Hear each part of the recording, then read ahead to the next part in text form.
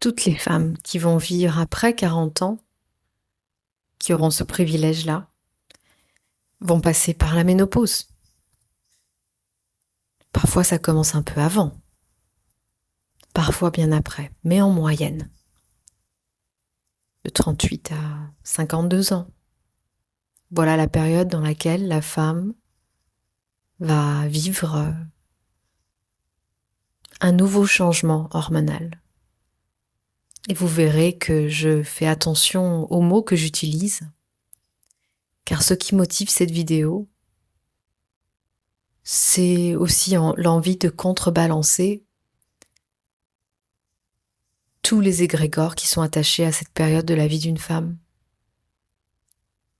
qui n'a pas besoin d'être une période de chamboulement, de bouleversement, de difficultés, qu'on peut aussi approcher avec sérénité, joie, optimisme, calme, et puis gratitude aussi, parce que il s'agit d'un privilège d'arriver à cet âge.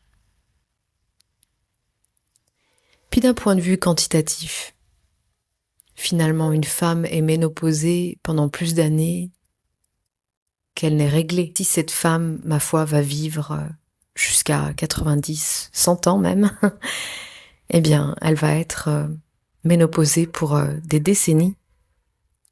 Donc, donnons toute la nourriture émotionnelle, spirituelle, énergétique nécessaire à une approche de la ménopause plus posée, justement, et aussi pour honorer le fait que dans ce monde, c'est l'invisible qui régit tout, c'est l'énergie, c'est l'esprit qui régit la matière. C'est aussi l'esprit qui régit le corps.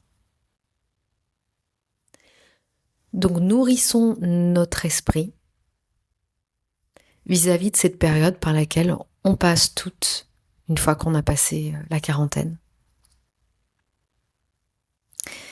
Et déjà, j'ai envie de vraiment envoyer un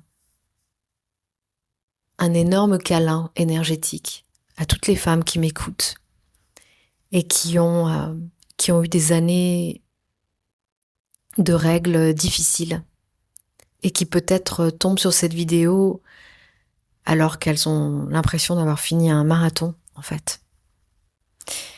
Et un marathon dans lequel les pauses n'étaient pas du tout rafraîchissantes, mais fatigantes.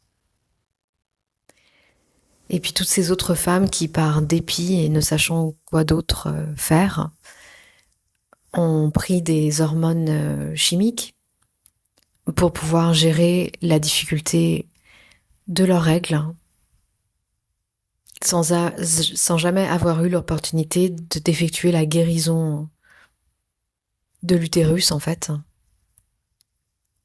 Et donc j'ai envie de vous dire que vous êtes les bienvenus ici, que la guérison de notre corps de femme n'est pas une compétition. C'est un moment de notre vie qui demande de la patience, beaucoup d'empathie, du temps. En fait, qui demande plus de notre essence féminine d'atterrir dans ce corps. Plus de nous-mêmes. Et mon Dieu que c'est important dans un monde qui a besoin aussi de cette énergie. En fait, ce que j'ai envie de vous dire, premièrement, c'est vous donner une image. Parce que vous aurez peut-être vu des images de la ménopause comme des femmes qui transpirent, qui ont pris du poids, qui se trouvent même laides.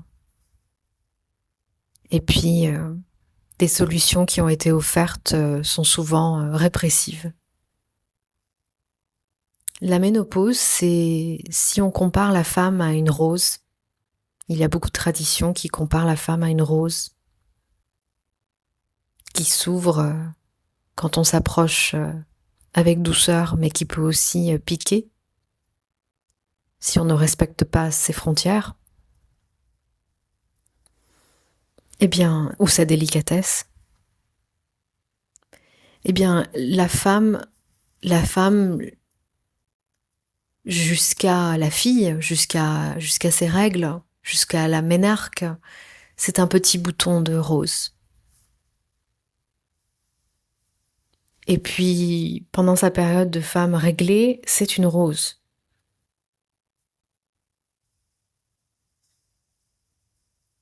Vibrante, parfumée, qui se laisse butiner, qui offre de son parfum. Et puis la ménopause,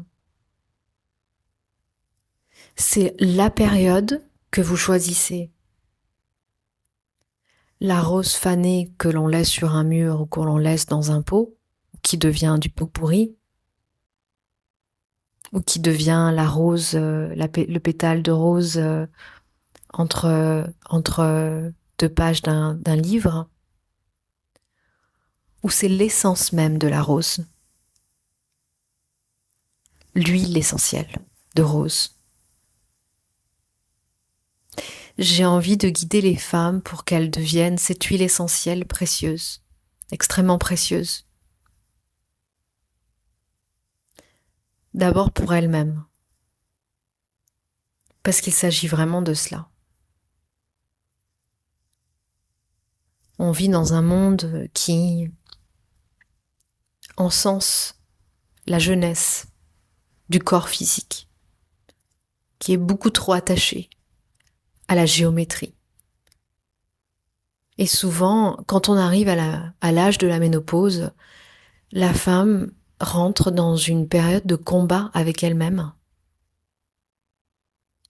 alors qu'il y a un relâchement musculaire, cutané, il y a un changement au niveau des cheveux, des ongles.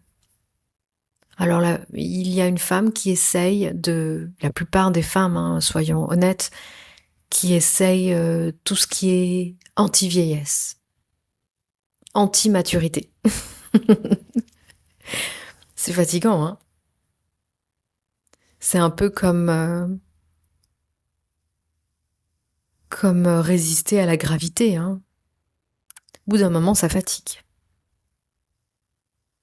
Donc, bienvenue à vous toutes qui n'ont pas envie de se battre contre le temps qui passe, mais qui au contraire souhaitent honorer cette délicieuse huile essentielle en devenir.